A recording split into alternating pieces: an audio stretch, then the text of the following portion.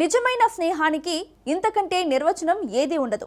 అంతా సవ్యంగా ఉన్నప్పుడు మన వెంట ఉండేవారి కంటే మనం కష్టాల్లో ఉన్నప్పుడు నేనున్నా అని ముందుకొచ్చేవాడే నిజమైన స్నేహితుడు. దేశాల మధ్య, దేశాధినేతల మధ్య అలాంటి స్నేహం ఉంటే అసలు సమస్యలే ఉండవు. మన దేశానికి అలాంటి నమ్మకమైన మిత్ర దేశం రష్యా. తాజాగా మరోసారి రష్యా అదే రుజువు చేసింది. చమురు కొనుగోలు వివాదంలో భారత్కు మద్దతుగా నిలిచే ప్రయత్నం చేసింది. ఇండియాకు ఏ దేశం నుంచైనా చమురు కొనుగోలు చేసుకునే స్వేచ్ఛ ఉందంటూ సానుకూల ప్రకటన చేసింది. ఈ ఎపిసోడ్లో భారత్ ఏం చేయబోతుందన్నదే ఇప్పుడు అసలు ప్రశ్న. ఇంతకు అమెరికా ట్రేడ్ డీల్ వేళ మాస్కో చేసిన సానుకూల ప్రకటన ఏంటి? భారత్కు ఏ దేశం నుంచైనా చమురు కొనుగోలు చేసే స్వేచ్ఛ ఉందనడం ద్వారా ఏం చెప్పాలనుకుంది? మిత్ర దేశం విషయంలో మోదీ సర్కార్ ఎలా ముందుకెళ్లబోతోంది? Let's watch. అమెరికాతో చమురు కొనుగోలు వివాదం, రష్యా కీలక ప్రకటన. భారత్కు ఏ దేశం నుంచైనా క్రూడ్ కొనే స్వేచ్ఛ ఉందని క్లారిటీ. నిజమైన స్నేహితుడి వెంట నిలవాల్సిన సమయం వచ్చిందా?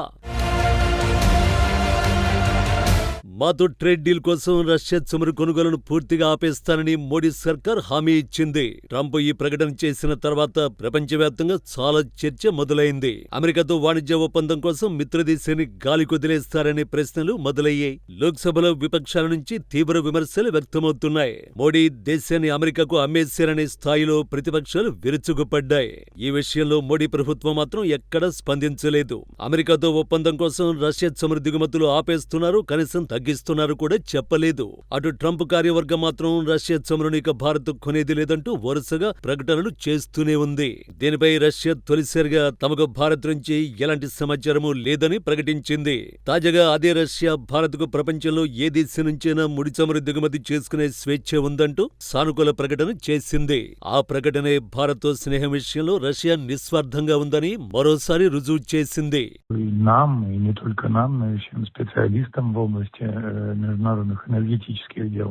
Хорошо известно, что Россия это не единственный поставщик нефти и нефтепродуктов в Индию. ఈ ఆడియోలో వినిపిస్తున్న మాటలు రష్యా అధ్యక్ష భవనం క్రెమ్లిన్ అధికార ప్రతినిధి దిమిత్రి పెస్కోవ్వి. ఈ మాటలకు అర్థం ఏంటన్న ప్రశ్నకే వస్తే, భారత్కు రష్యా ఒక్కటే చమురును సరఫరా చేయడం లేదన్న విషయం మాతో పాటు అంతర్జాతీయ ఇంధన రంగ నిపుణులందరికీ తెలుసు. ఆ దేశం ఎప్పటి నుంచో ఇతర దేశాల నుంచి చమురు కొనుగోలు చేస్తోంది.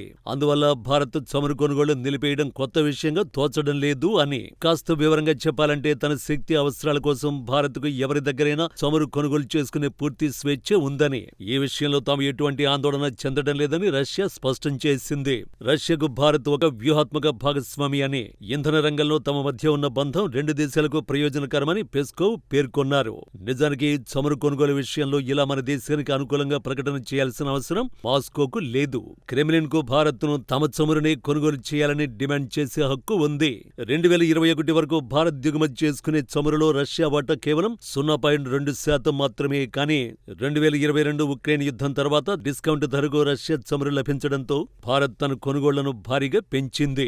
భారత్ దిగుమతి చేసుకునే మొత్తం చమురులో సుమారు 3/3 అంటే 35% రష్యా నుంచే వస్తోంది. ప్రతిరోజు సుమారు 1.3 నుంచి 1.5 బిలియన్ బ్యారెళ్ల రష్యా చమురు భారత రిఫైనరీలకు చేరుతోంది. రోజుకు సగటున 15 లక్షల నుంచి 20 లక్షల బ్యారెళ్ల ముడి చమురును భారత్ కు సరఫరా చేస్తోంది. ప్రతి బ్యారెల్ కు $10 నుంచి $11 డిస్కౌంట్ ఇస్తోంది.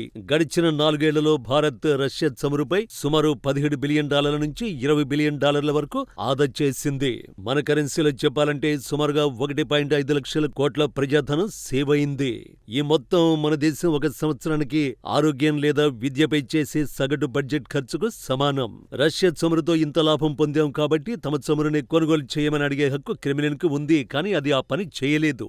భారత్ కు ఎవరి దగ్గర నుంచైనా చమురు కొనే స్వేచ్ఛ ఉందంటూ మద్దతుగా నిలిచింది. ఒకవేళ పుతిన్ స్థానంలో ట్రంప్ ఉంటే కనుక ఖచ్చితంగా భారత్ మేడపై కత్తి పెట్టేవాడు. తమ నుంచి ఇన్ని లాభాలు పొందారు కాబట్టి తమ చమురునే కొనాలని డిమాండ్ చేసేవాడు. పుతిన్ మాత్రం ఆ పని చేయలేదు. ఎందుకంటే బెస్ట్ ఫ్రెండ్ విషయంలో ఎలా వ్యవహరించాలో ఆయనకు తెలుసు.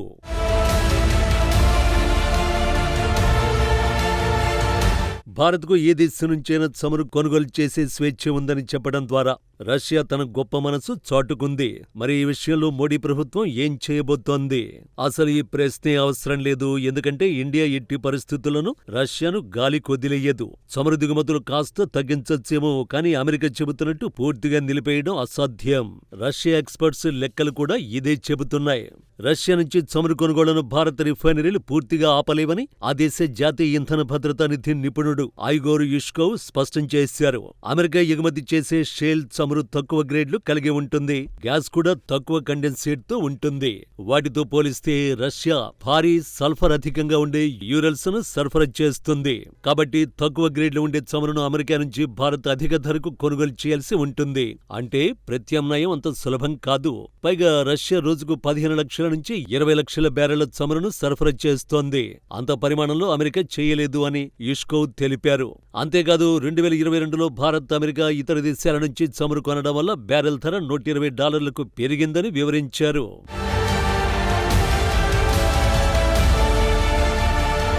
మరోవైపు రష్యా చమురును పూర్తిగా నిలిపేసి అమెరికా చమురుకు మారాలంటే భారత రిఫైనరీల సాంకేతికతలో కూడా మార్పులు చేయాల్సి ఉంటుందట. ఇది అదనపు ఖర్చుతో కూడుకున్న పని. ఎలా చూసుకున్నా భారత్కు రష్యా చమురే బెటర్ ఆప్షన్ గా కనిపిస్తోంది. పైగా అమెరికా కూడా మన అవసరాలకు తగ్గట్టుగా చమురు సరఫరా చేయలేదు. అన్నింటికీ మించి మిత్రదేశం నుంచి సాయం పొంది కూడా మధ్యలో విడిచిపెట్టడం భారత విధానము కాదు. ప్రతి కష్టంలో అండగా నిలిచిన రష్యాను అస్సలు వదులుకోదు. అందుకే ఈ వ్యవహారంలో మౌనంగా తన పని తాను చేసుకుంటూ వెళుతోంది. అమెరికాతో కీలక చర్చలు జరుపుతోంది.